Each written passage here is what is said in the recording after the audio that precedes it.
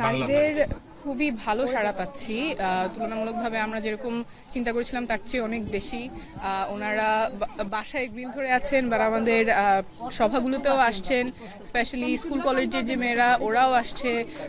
তো খুবই ভালো সাড়া পাচ্ছি এবং ওনাদের যে অভিজ্ঞতাগুলো, যে সমস্যাগুলোর কথা, ওটা সাধারণত হয়তো উঠে আসতো না ওনারা আমাদের সাথে না বলে। যেমন এখনই শুনলেন ওনারা বলছে যে এই জায়গাতে বাচ্চারা পড়ে যায়, স্লিপ কেটে পড়ে যায়। তো এই পার্সপেক্টিভটা ওনাদের সাথে কথা বলা ছাড়া হয়তো আমরা বুঝতে পারতাম না। তো ওনারা আসছেন, আমরা ওনাদের কাছে যাচ্ছি, এভাবেই আমরা চেষ্টা করছি যে সব ধরনের পার্সপেক্টিভ, স্পেশালি আমাদের নারীদের যে অভিজ্ঞতা, সেগুলো যাতে আমরা বুঝতে পারি, জানতে পারি। তারা কি মত দিচ্ছে, তাদের মতামতের সাথে এনসিপির মতামত বা ফেসি বিরোধী শক্তির মতামত মিলছে কিনা? আপনি একটু আগেও দেখেছেন যে ওনারা খুব দৃঢ়কণ্ঠেই বলেছে যে আন্দোলনের সময় সাধারণ নাগরিকের যে মৃত্যু, রাষ্ট্র মেরে ফেলতেছে নিজের নাগরিককে, সেটা কেউই চায় না আসলে।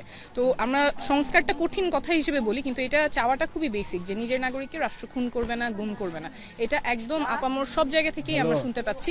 সেটার ফরম্যাটটাই আমরা বিচার সংস্কারের কথা বলছি, যাতে রাষ্ট্রটা প্রত্যেকটা নাগরিকের হয়। এখানে এসে তো আপনিও দেখছেন ওনারা বলছে যে অবহেলা বা যে ধরনের সুযোগ সুবিধা পাওয়ার কথা নাগরিক হিসেবে, সেটা তারা পাচ্ছেন না। এটা আসলে সবারই চাওয়া যে নাগরিক হিসেবে তাদের যে ন্যায্য অধিকার, সেটা যাতে সবাই পায়। এখানে আমাদের মা বোনেরা বলছেন, সব জায়গায় আমরা এই কথাটাই বারবার শুনতে পাচ্ছি। এইটাই আমরা বলার চেষ্টা করছি যে আমাদের রাষ্ট্রটা যাতে সবার হয়, অল্প কিছু মানুষের কক্ষিগত যাতে না থাকে। Thank you. সত্যি কথা এটা।